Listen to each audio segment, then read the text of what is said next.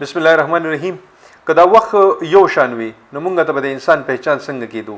که دا وخت یو شان چلیدو نو مونږ به د بل کس ظرف څنګه معلومولو؟ د هغه رویه به مونږ ته څنګه پته لګېده؟ د هغه د اخلاقو به اندازه مونږ ته څنګه لګېده؟ د هغه ایټیچوډ به مونږ ته څنګه پته لګېدله چې د ایټیچوډ به مونږ سره په خراب وخت کې څنګه و؟ نو دا مشکل حالت چې کله راشي په دې کې د الله پاک ازمایش وي، په دې کې انسانان ازمایي، الله پاک ازمیخ کوي په مونږ باندې چې په دې خوشحالۍ کې ته څنګه یې او په غم کې ته څنګه یې، په ازمایش کې څنګه یې او په ازمیخ په وخت کې ستا د نور مرګورو ستا سره رویه څنګه ده، ستا د رشتہ دارانو رویه تا سره څنګه ده.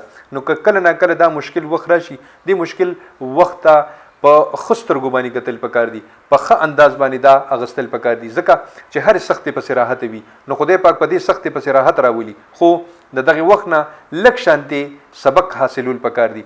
دا امتحان چې کله راشي، دا ازمایش چې کله راشي، په دې کې کله نه کله خلک ازمیخ ته پارم، کله نه کله خلکو ته فون کړي یا خلک ازماولي یا د هغې نه لږه شانتې رای اغستل دا پکې ضروري دي، ځکه چې تا ته به د دغې کسانو پته ولګي چې دا په څونه اوبو کې دي، دا تا سره څونه مخلص دي، دا ستا مدد کول غواړي که نه کول غواړي، دا ستا مدد کوي نو په کم سطح باندې کوي، څونه پورې د سره کولی شي.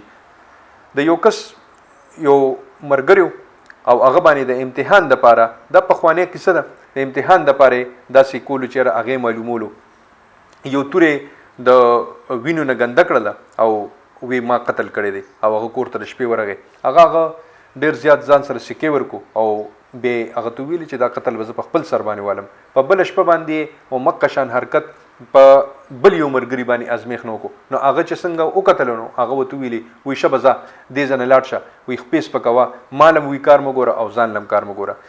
دا تناظر یو وه، خاکه یوه وه، پلاټ یو، مسله یوه وه، خو د دواړو کسانو هغه ایټیچوډ او اخلاق او رویه او ظرف دا پکې معلوم شو.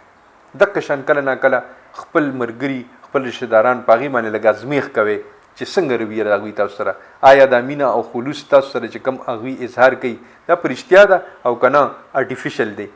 د آرټیفیشل به هم درته پته لګي او چې قدرتي وي د هغې به هم درته پته لګي. خوشحاله او بریالي اوسئ. د لوی الله په امان.